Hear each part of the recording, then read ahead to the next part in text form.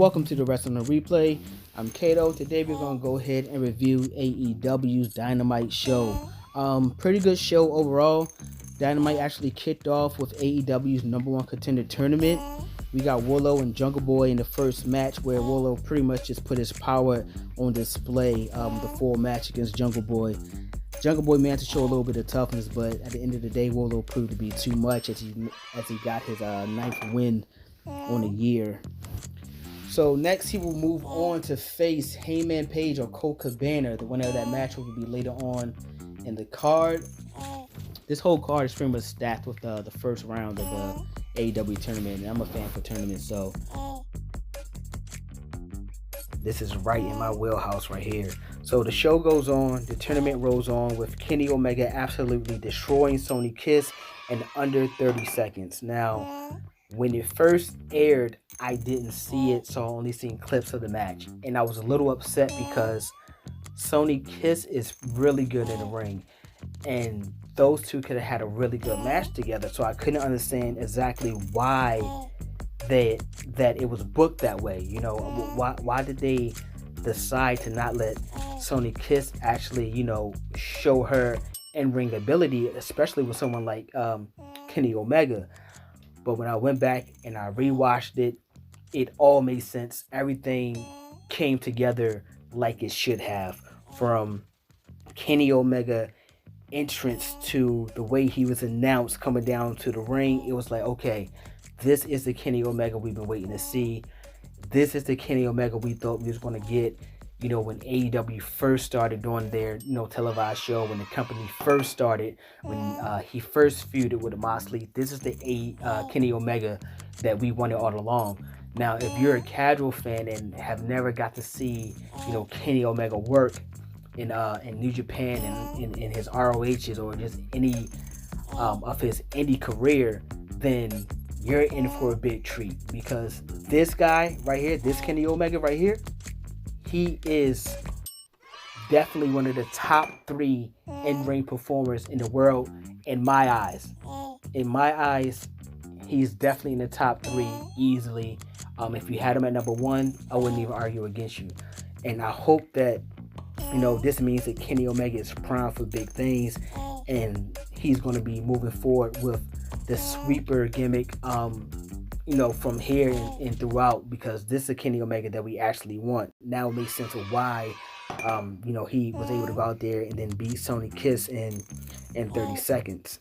And honestly, I really don't see anyone beating this Kenny Omega that's inside the tournament.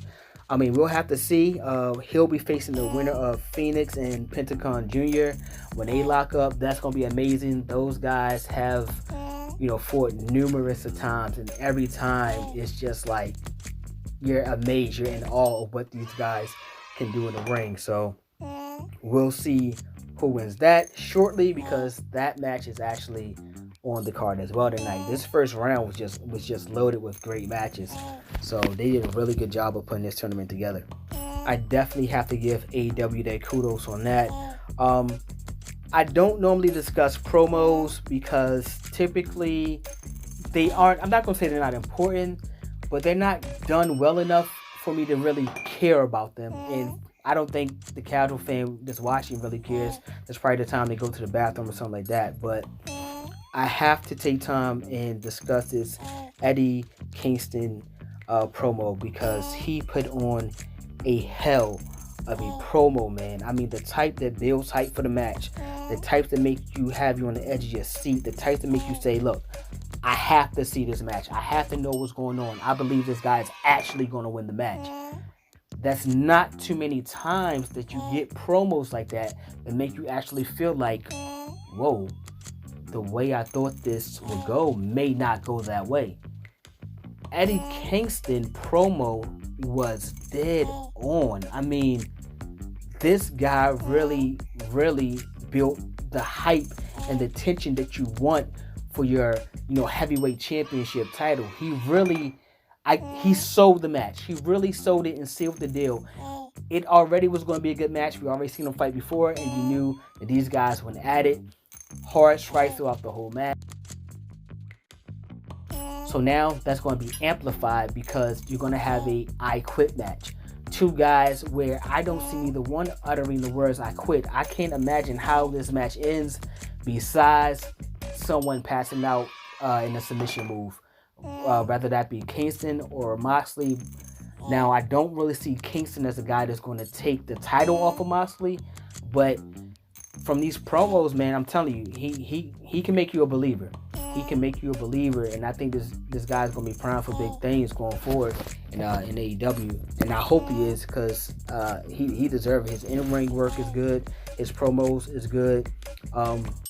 He just really needs TV time. You get this guy TV time and a mic, he can make you forget that you've been watching him talk for the last 10 minutes, and it's hard to come by guys like that. Not too many guys can do that, especially now they're in the business. So I definitely hope that he's primed for big things after this match with him and Jon Moxley. Now, the tournament rolled on after that with Pentagon Jr. and Rey Fenix. Now, these two have had better matches in the past, but this match was still really good nonetheless. Phoenix managed to pick up the win, and he'll be seeing Kenny Omega in the next round. That match should be very exciting. That match should have you on the edge of your seat, but right now, I have Kenny Omega winning the whole thing. I don't see anyone beating this Kenny Omega. In the next round, we got to see a match between Dark Order's Colt Cabana take on Heyman Page.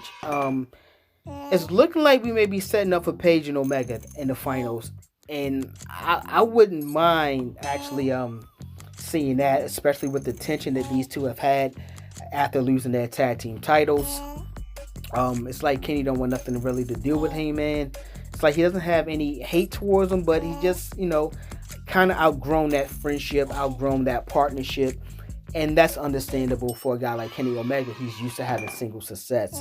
But Page actually handed Colt Cabana his first loss since joining the Dark Order, so Page is on a hell of a roll, and he'll be seeing Wardlow in the next match, another guy who's undefeated. So that's going to be very interesting, because as much as I want to see Kenny Omega and Hangman Page lock it up in the finals of the tournament, Wardlow is not going to be a slouch. He's not going to be a guy that you can actually just sleep on. He's going to definitely give Hangman Page a run for his money. And he also have MJF. Though he wasn't at ringside for this match, he's always in that back pocket. You never know what MJF what he's looking to do and what he may have planned. But the only way I really see Heyman losing is outside interference. It would be actually kind of awesome to see Kenny Omega interfere and help Wardlow win that match. And that would actually build even more tension with Heyman Page, Kenny Omega going forward.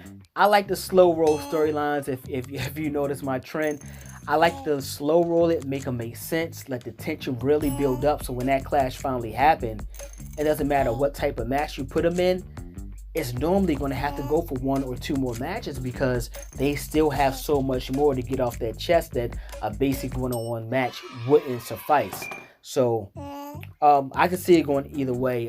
Kenny helping Wardlow win, or Heyman Page win and meet Kenny in the finals. And that's going to be a hell of a match.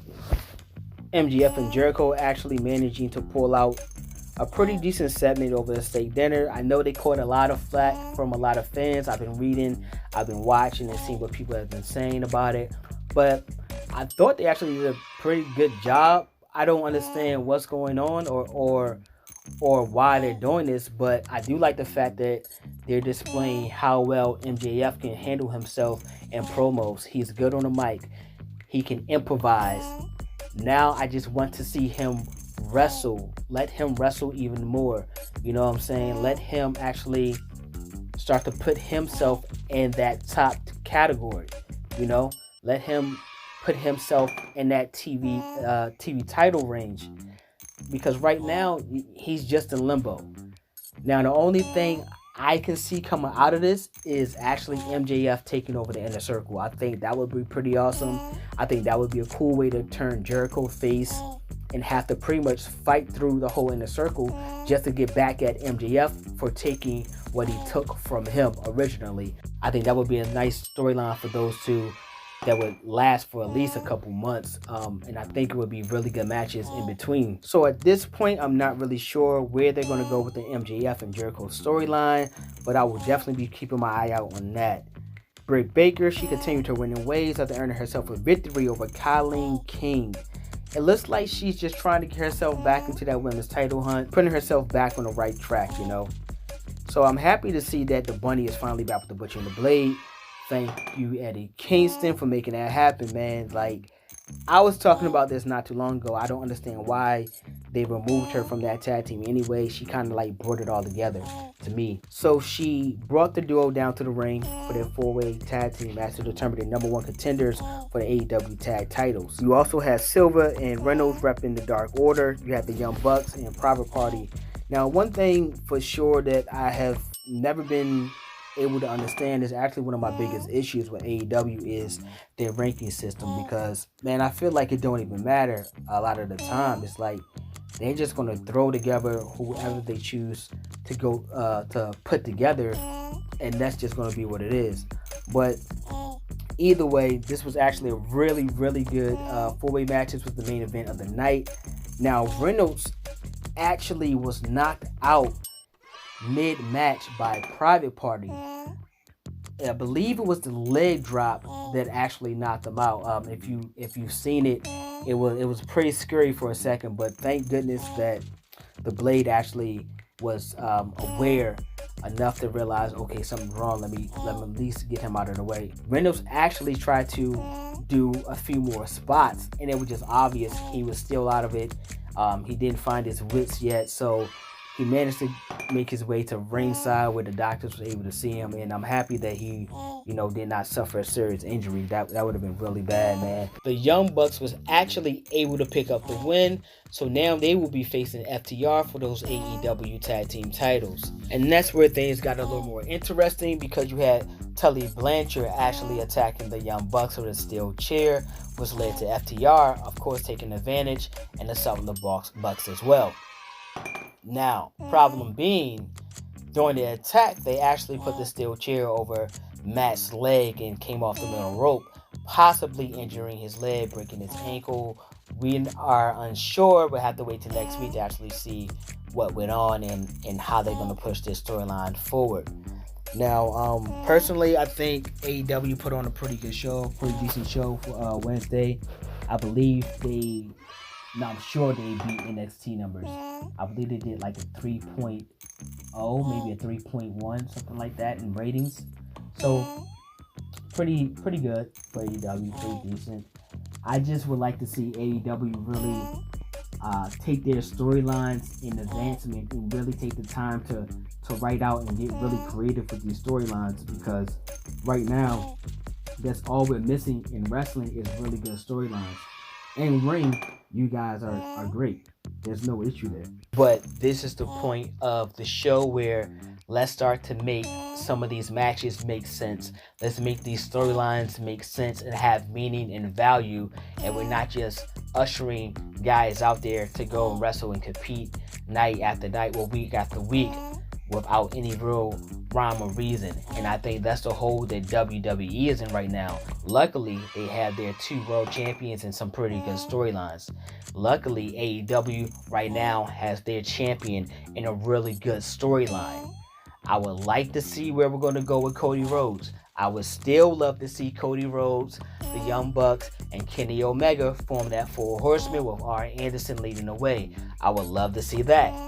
I wouldn't mind seeing Cody Rhodes, Kenny Omega, and FTR come together with Tully Blanchard and Arn Anderson forming the 4 horsemen. I would love to see that as well. We just have to make it make sense along the way. So that's my only issue right now is storylines, but I tell you what, I like what I see with Kenny Omega. I'm really excited to see the finish of this tournament and what happens afterwards. I'm really excited about this World Championship match. I'm actually can't wait to see what happens, what takes place, how will it end. Eddie Kingston really set it off for me, man.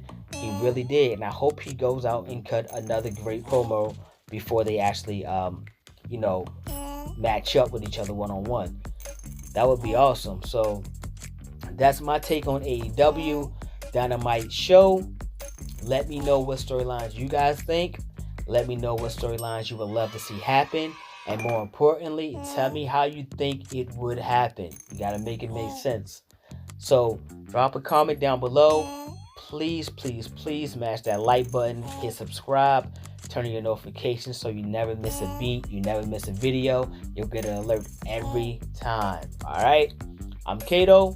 This is the Wrestling Replay. Peace.